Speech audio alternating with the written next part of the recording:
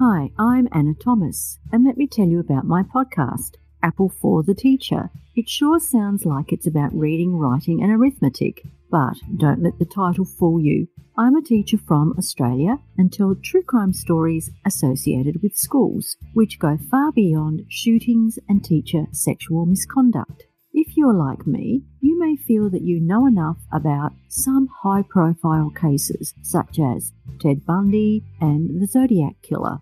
Apple for the Teacher presents lesser-known stories, such as albino student murder in Africa, schoolgirl sexual slavery in Libya, a school suicide bombing in Pakistan, a student murdered and buried in his school in India, a teacher beheaded in France, Polish teachers executed by the Nazis, just to name a few. But you'll also find school-based tragedies, such as a school bus stranded in a snowstorm, a school wiped out by a landslide, the drowning of students in a sinking ship. It can be described as a mixed bag of diverse stories. So if you're looking for something a little different in the true crime genre, then give it a listen. And I hope you can join me soon. But until then, remember to be a good apple.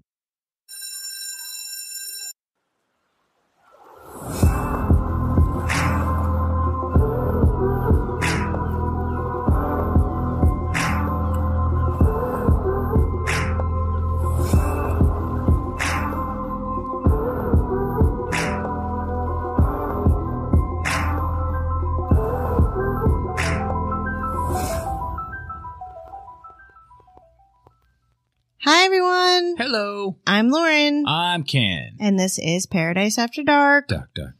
Paradise After Dark is an independent podcast covering true crime, Unsolved mysteries, missing people, and urban legends. If you'd like to support our show and get a bunch of extra content, plus early and ad-free episodes, please sign up for our Patreon at patreon.com/Palmahawk Media. That's PALMAHAWK Media. And be sure to check out our website, paradiseafterdark.com. Yeah, on the website, you'll find links to all of our episodes, even the archived episodes, our mailing list, merch store, links to our social medias, and of course, our Patreon. We also have a little tip jar there, which really helped us out quite a bit as far as CrimeCon went. So if you guys would like to help out the show, just swing by the website and throw a little change in the tip jar. We'd really appreciate it. And we would even be so kind as to give you a shout out on the show. Speaking of shout outs, I've got a mouthful. Of shout outs? Of shout outs this week. Right. Yes. As most of you know, I had surgery. I had a wish list.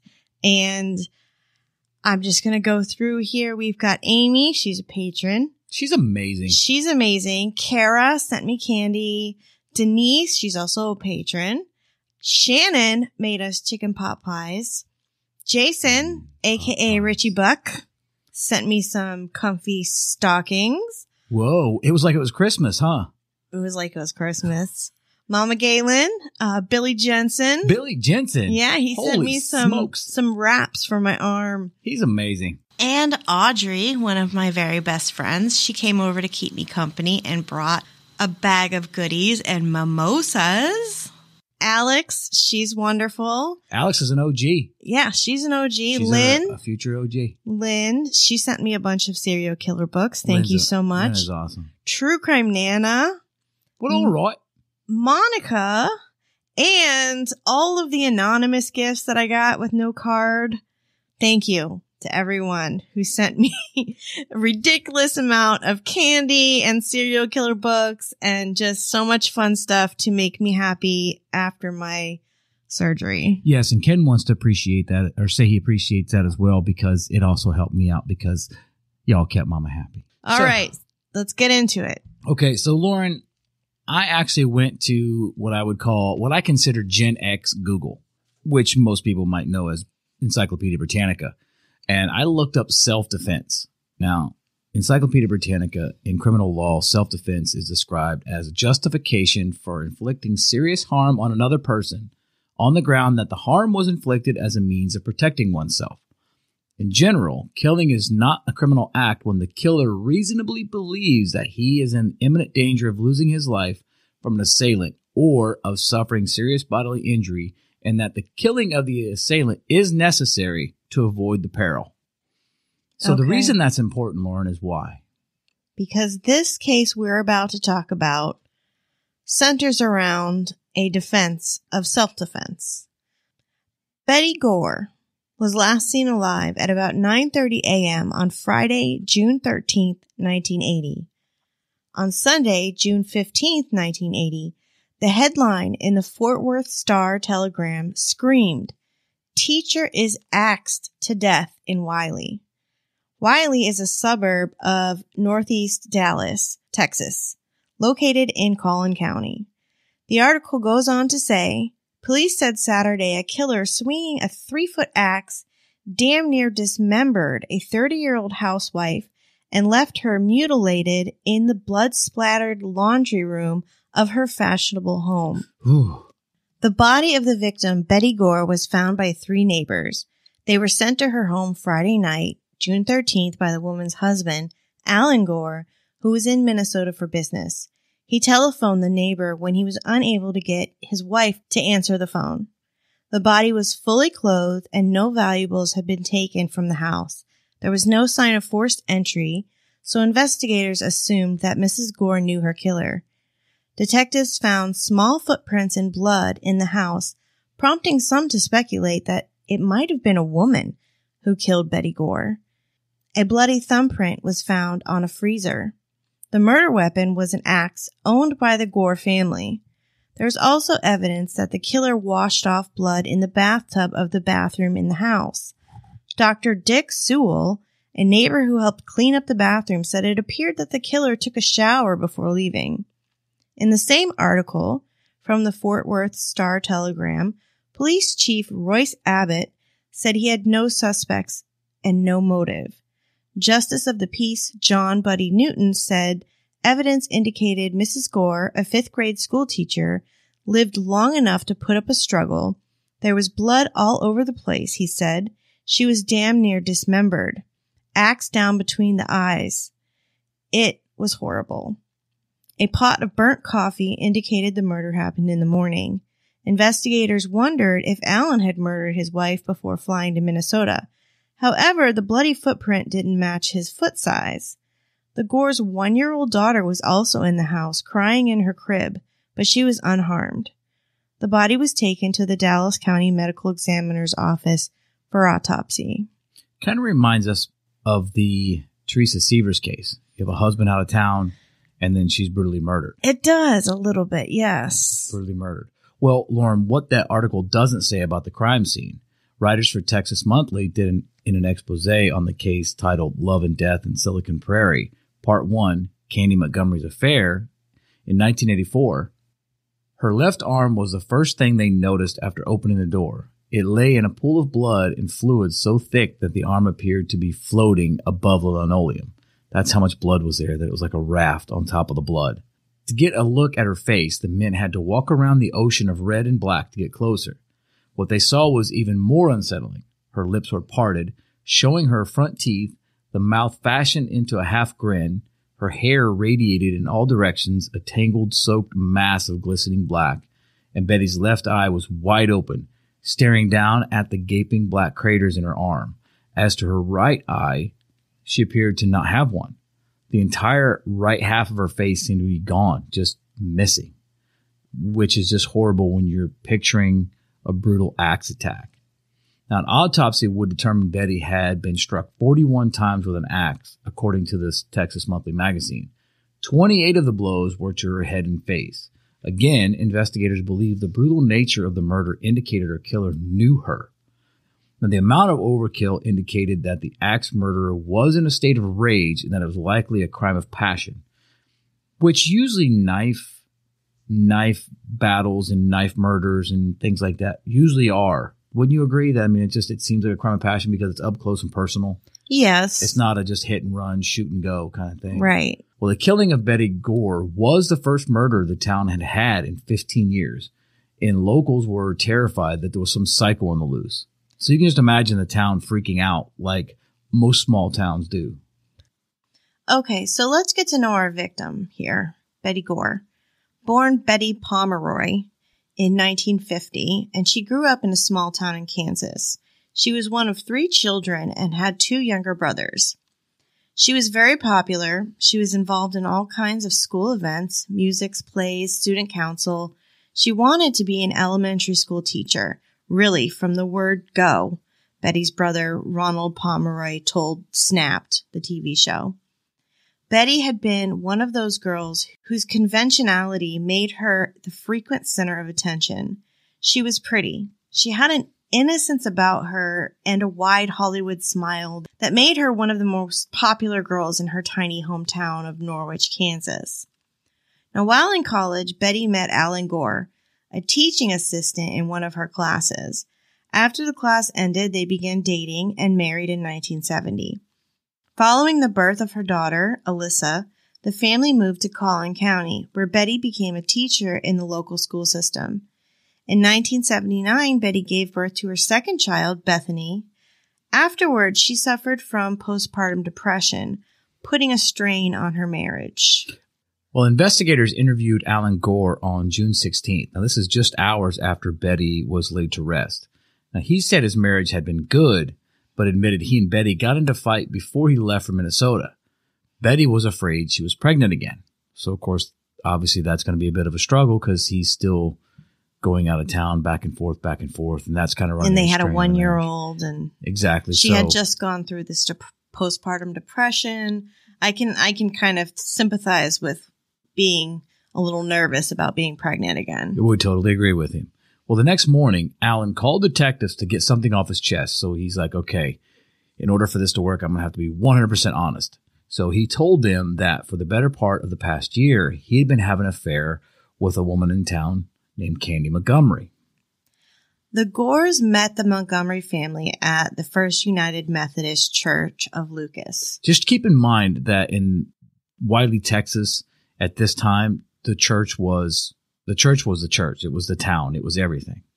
Church was sort of the center of Candy's world. Exactly. The family's social life revolved around the church. Candy was in the choir and taught Sunday school. She even played on the church volleyball team, which is where she really got close to Alan. Aside from her church activities, Candace Montgomery was a stay-at-home mom with her husband, Pat, an electrical engineer, raking in nearly $70,000 a year. Whoa. Which was big bucks in those days. I guess that's a ton of dough. That would be roughly $332,000 a year in 2022. Wow. According to an article on soapboxy.com by Kim Bryan titled The Murder of Betty Gore at the Hands of Desperate Housewife Candy Montgomery, even when she was a child, Candy was quite the prima donna. She knew what she wanted and did whatever it took to get it. Things didn't change much when Candy grew up. Always an independent spirit, Candy moved out on her own just after high school, and although she worked, she dreamed of being a full-time mom and wife. So Candy dated, even had a few sexual encounters, but none of them were what she was looking for. The man she intended to marry would be wealthy. That was her first and most steadfast rule. Gotta have goals. The first time she met Pat Montgomery, she wasn't too thrilled. She found him too introverted and not very handsome, but Pat was destined to be wealthy someday. So Candy gave it another chance. See, money can make you look better, even if you don't look better. When Pat proposed to Candy, she decided it was the best she could get in the foreseeable future, so she agreed. Now, Pat and Candy had 2 children, a boy and a girl, and moved to Wiley, Texas in 1977. So Alan Gore's affair with Candy Montgomery started like a business relationship in 1978. Both Alan and Candy were dissatisfied in their marriages, and one day Candy asked Alan all matter-of-factly after a church volleyball game, "Would you be interested in having an affair?" So this affair that they agreed to do was meticulously planned out, and we'll get into that right after this break. So according to the Texas Monthly Expose, the next month consisted of strategy sessions for what must have been the most meticulously planned love affair in the history of romance. It began with tentative phone calls from Alan asking about this or that. When would we do it? What if somebody saw us? Soon after the lunch at the tea house in McKinney, they arranged to meet for lunch again, this time at a parking lot at Alan's office in Richardson, from which they drove to a nearby restaurant. Alan was accustomed to making his own hours at work, so a long lunch break was no problem, but they could save time if Candy picked him up. From talking about the hazards of the affair, they moved quickly to a consideration of ways they could possibly avoid those hazards. At one point, Candy invited Alan over for lunch, and when Alan walked in, Candy had set up a huge piece of butcher paper. Written on one side was the word why, and the other side, why not? Kind of like a pros and cons list. They kind of like some of the cases we've worked. After eating, they sat in the living room and went over the list and one item at a time. They took the why nots first, beginning with the most important one, fear of getting caught. Always fear of getting caught. But that shouldn't be a problem, said Candy, if we're careful. Then more back and forth, more pros and cons. They talked a great deal about emotional involvement.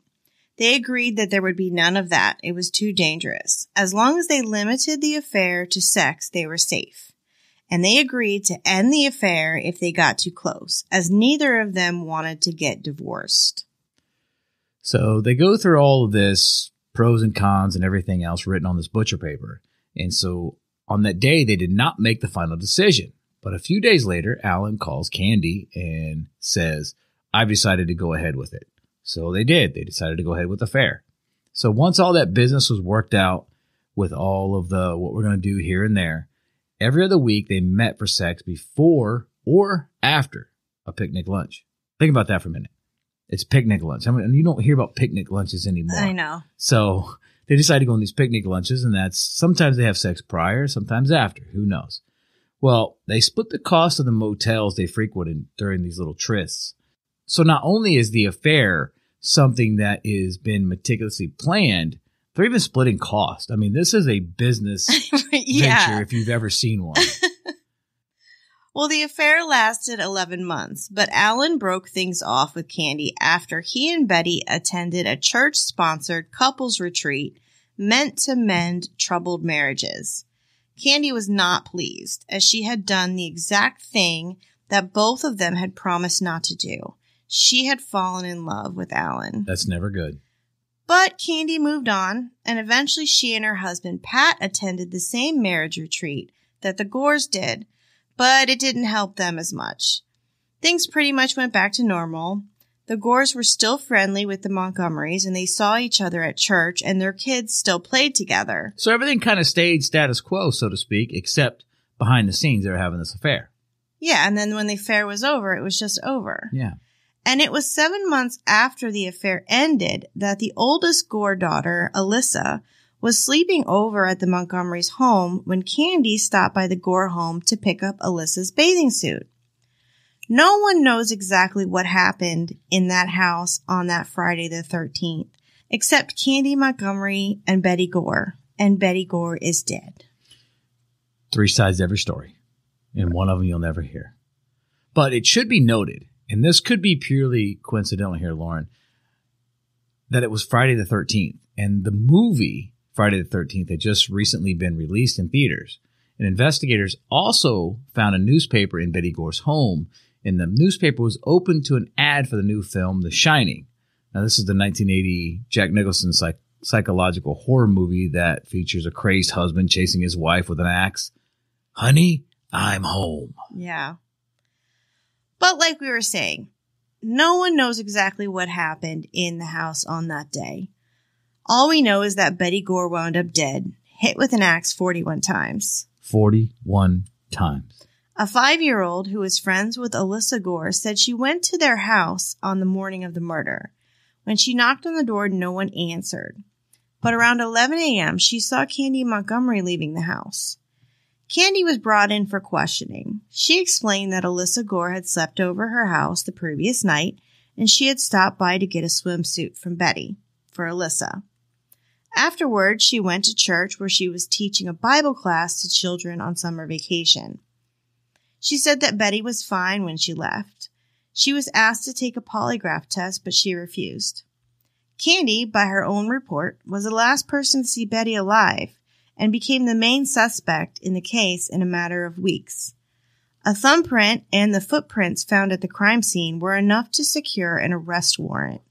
Candy Montgomery was arrested on June 27, 1980, and charged with Betty Gore's murder. Candy denied the charges. Well, first you have to imagine, here's a woman who is a pillar of the community. She knows everybody. Mm-hmm. Candy is well known in the church. She's always been this well-to-do, happy-go-lucky, best friend in the world to you kind of person, right? Mm-hmm. And then all of a sudden, your footprint and your thumbprint match the crime scene where someone was found dead. And of course, what are you going to do? Deny, deny, deny. Well, to the point where Candy was such an influence in this town that, according to the Texas Monthly, the town actually rallied around Candy. I mean, the church hadn't been overwhelmingly supportive of her. Scarcely a day went by that they didn't receive at least a half a dozen greeting cards and have a nice day cards, thinking of you cards.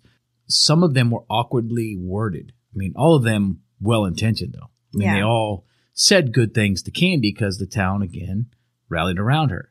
Now, people who hadn't written or seen the Montgomerys in years were visiting Hallmark stores all over America, trying to find messages suitable for a family awaiting a murder indictment. And Candy actually wrote replies to all of them. Could you imagine how much work that must have been? That's a lot of stamps. Candy really is something. Yeah, there's no emails back then. So Candy hired a lawyer she knew from church, Don Crowder, to represent her. Now, Crowder, a partner in a small firm with Attorney General Jim Maddox, usually handled personal injury work. He had never even been close to a murder case before, and suddenly he had the hottest one in Texas on his hands. He started by hiring Houston psychiatrist Dr. Fred Faison. Candy and Crowder flew to Houston, where Faison administered a battery of tests. He agreed to try to break into Candy's memory through hypnosis. Now, Faison was a psychiatrist, but he was also a first-rate clinical hypnotist. 2 weeks later, Candy returned to Houston, accompanied by one of the Crowder associates, Elaine Carpenter. Candy's demeanor was described by Carpenter as detached and vacant on the trip. Candy was remarkably susceptible to hypnosis. She went under quickly, and her hypnotic trance was deep. Faison's smooth, soft voice carried her far under until her body was totally relaxed. He then took her back to Betty Gore's utility room. "What are you feeling, Candy?" Faison asked. "Hate," Candy replied. The hypnosis brought to light some childhood trauma that Candy had experienced. When she was 4, she cut her hand, and her mother took her to the emergency room. Candy was crying, and her mother told her, "Shh."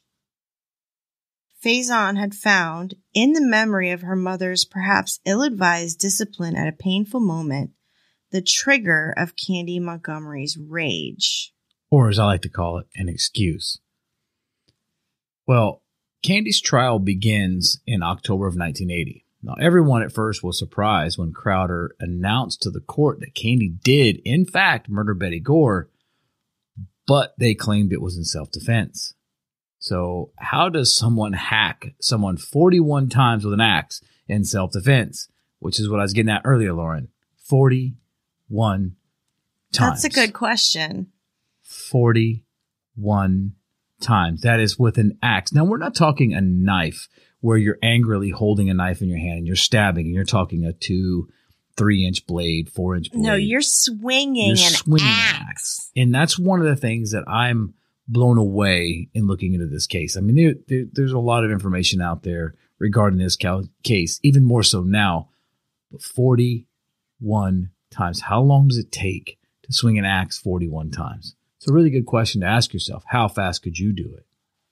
Well, according to Candy, the only living person who was there on that day, Betty wasn't expecting Candy until noon, so when Betty responded to the knock at her door around 10 a.m., she was annoyed. Since Betty hadn't intended to go out that day, she was dressed for housework.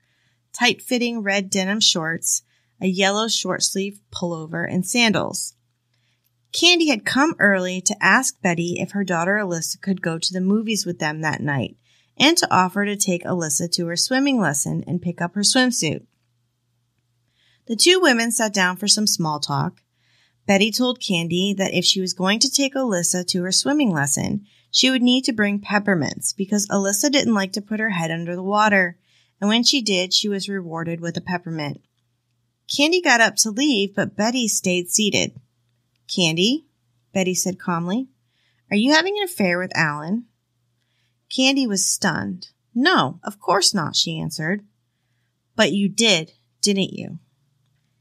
"Yes," Candy said quietly, "but it was a long time ago." Betty rose abruptly from her chair and walked through the open door of the utility room and out of sight. She returned holding a 3-foot axe. At first, Candy wasn't scared, as Betty didn't appear very threatening, clumsily holding the axe. But after she put the axe down, and Candy grabbed Alyssa's swimsuit and peppermint candies, when Candy attempted to apologize to Betty, Betty's rage flared. Betty shoved Candy backwards into the utility room. She grabbed the axe resting by the doorway and rushed in after her, holding it like a weapon diagonally across her chest, the blade pointing at the floor. "You can't have him," Betty screamed. "You can't have him. I'm going to have his baby, and you can't have him this time." Yes, as we mentioned earlier, Betty thought she was pregnant again with their third child. So Candy pleaded with Betty, promising that she didn't want Alan anymore. But apparently Betty wasn't having it. "I've got to kill you," Betty spoke slowly.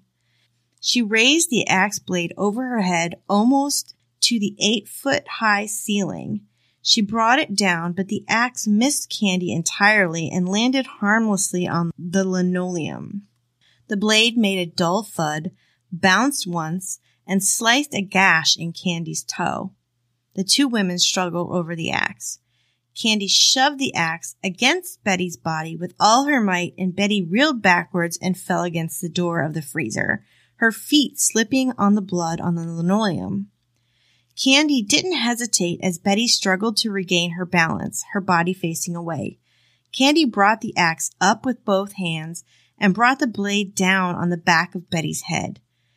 Candy tried to run, but Betty wasn't done yet, although the back of her head had just been cracked open. Betty blocked Candy's exit from the utility room. Candy looked up and saw blood spreading across the side of Betty's face, and Betty picked up the axe again. Tears spurted from Candy's eyes. "Let me go, Betty. Please, Betty, let me go." Betty's voice came from 1,000 miles away. "I can't." They continued to struggle and fight over control of the axe until Betty became weaker and weaker due to blood loss. But Betty tried one more time to attack Candy. "Betty, don't," Candy cried. "I don't want Alan. I don't want him." And Betty replied calmly and quietly with, "Shh." All of a sudden, all of Candy's pent-up rage came to the surface. She grabbed the axe and used it aggressively, wrapping both hands around the blade. The handle was covered with blood, and when Betty tried to pull it just as hard as though in a tug-of-war, her hands slipped off and she plunged backwards into the room. She wouldn't stay down, though. She lunged towards Candy, but Candy had time to raise the axe and bring it down with all of her adrenaline-fueled strength she could gather. There was no pity or remorse or conscience now. Candy destroyed Betty out of pure, unadulterated hate and rage. Candy stopped at the point of utter exhaustion after she had chopped Betty 41 times. And let's take a quick break before we finish this story.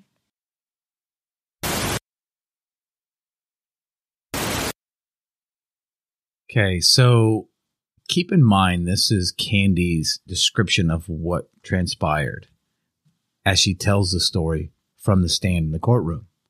So when she gets done with this story, the huge courtroom was just stunned into silence. Candy regains her composure, and her lawyer, Crowder, asked, When you went over there, he said, did you mean to kill her with the axe? No, Candy replied. But you did kill her with the axe, didn't you? He said as he walked back toward the witness box. Yes. Crowder led Candy through the rest of her day and had her admit all the cover-ups and evasions of the following week as she tried to avoid detection. Now, the prosecutor, Tom O'Connell, asked Candy to repeat her account of what happened in the utility room, but with much less detail. She didn't hesitate, and there were no contradictions. She even added small details like the location of the peppermint candies in the glass bowl on a shelf next to the fireplace. It was the kind of thing that a bold-faced liar wouldn't know. Now, he emphasized that a year-old baby had been left alone by this woman who prided herself on her motherhood. He pointed out Candy's repeated lies to her friends, and then abruptly he stopped. No more questions. So he starts to go after her in this trial a little bit. And like, okay, can you describe what happened again? Because we want to hear it twice.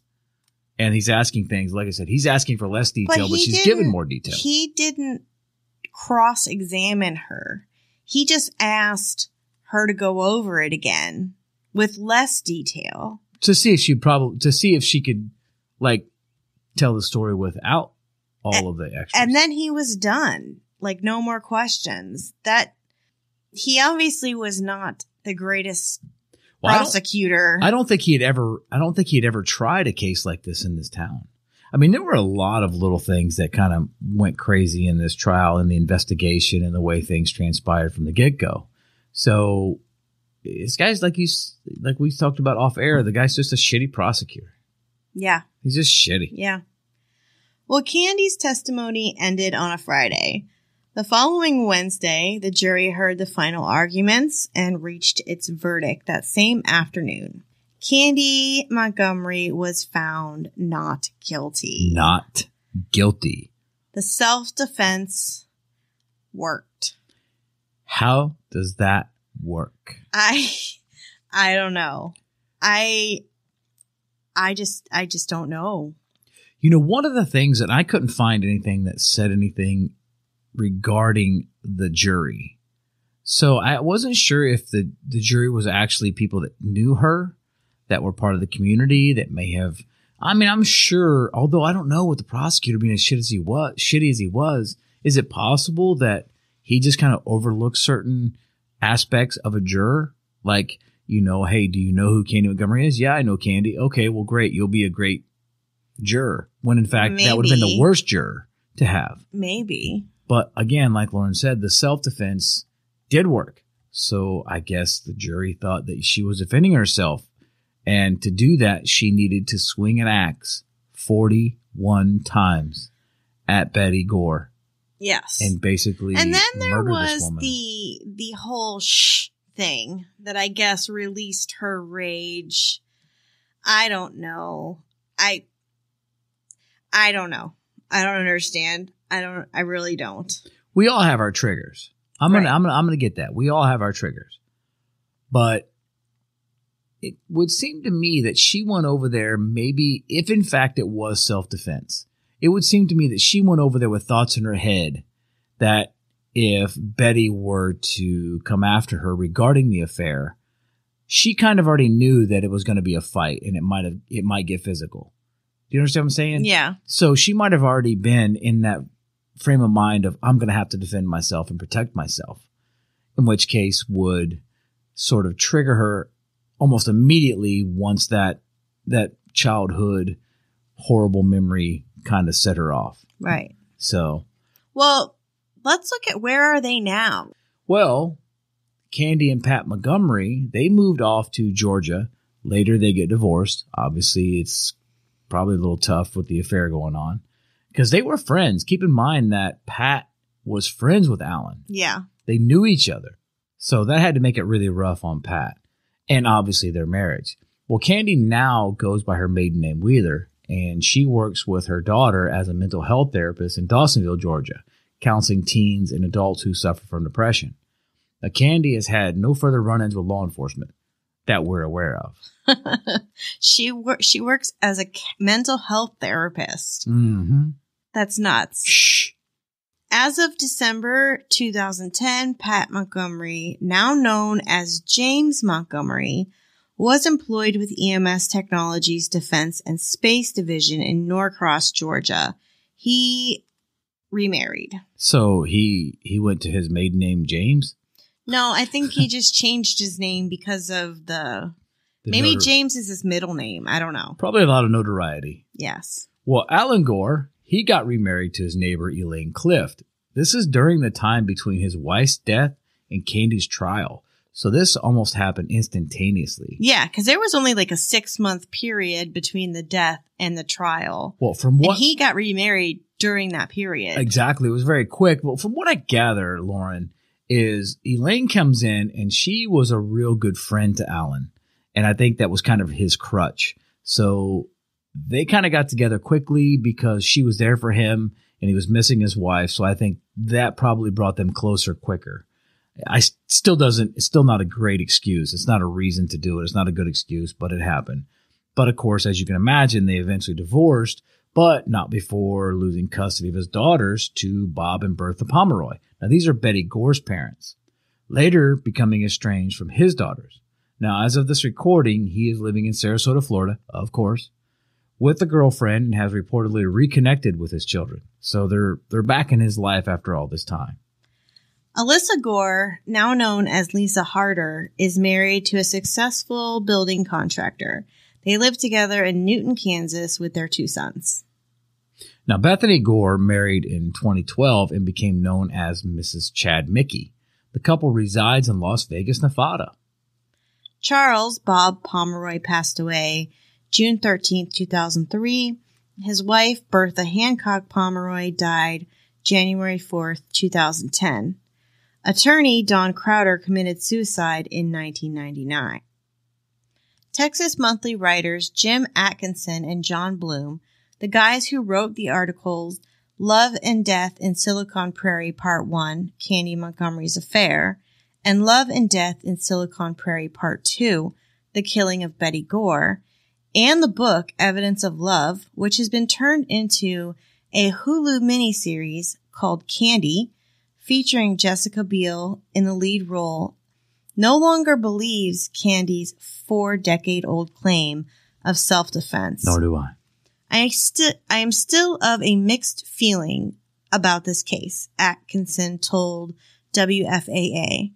I have trouble still with the idea that it was self-defense. I think that this story it's almost Shakespearean, he said. It will go on and on. It's an amazing story. It's rich and it's resonant. And it has lessons to it that I think are eternal in a certain way. We still don't know exactly what happened, said Atkinson, who said their interviews back in 1984 included upwards of 50 people connected to the case. But he says the Jessica Biel production, the Hulu miniseries, which he believes captures Candy Montgomery's anxiousness and mystery well, leaves as many doubts and questions as there were in 1980. Somebody could be lying, he said. Somebody could be not remembering well. And since there were only 2 of them there, that's where we're left. That has always been the missing element of the story. We don't know Betty's version of events, and we never will. And to be 100% fair, we did do the research and look into this case prior to watching the Hulu miniseries. Yes, we did. So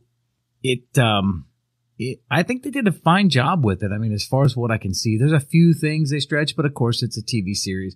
But as far as it's dramatized, but as far as the actual events, I think they portrayed it very well. And the actors are spot on.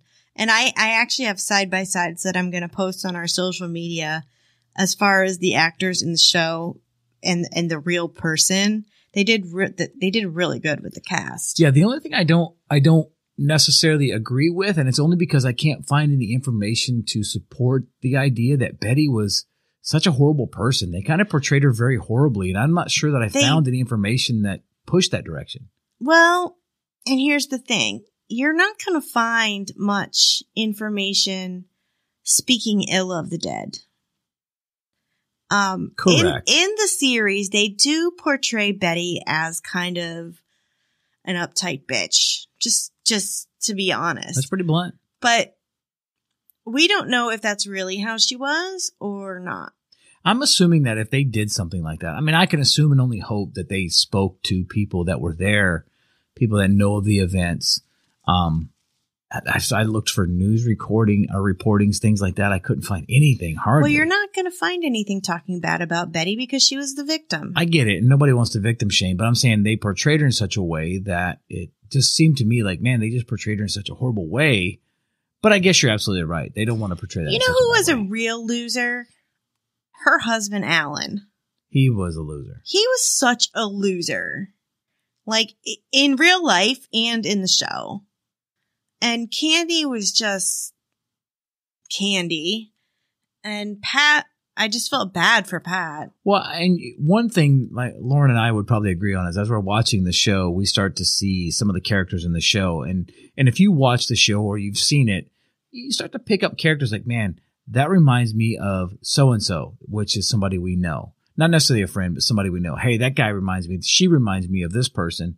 So you can kind of sort of feel like you're part of the show and you know people within the show. You understand what I'm saying? Yeah. So anyway, if you haven't watched the show, please subscribe to Hulu. Not a sponsor. Yeah, Hulu is not sponsoring us, by the way. Not sponsoring us at all. But this case is very intriguing and very interesting. So hopefully everyone's enjoyed it. And I guess that's going to be it for tonight, Lauren. Again, if you'd like to support the show, please subscribe to our Patreon at patreon.com/Palmahawk Media. That's PALMAHAWK Media. And be sure to check out our website for links to all the social medias, Patreon, merch store, and much, much more. Please make sure to subscribe to the show on whatever platform you're listening and rate and review. This really helps us branch out and reach a wider audience. Yes, it really does help. So find us, look us up, leave us a review. Thank you very much, everyone, for listening to Paradise After Dark. Dark, dark, dark, dark.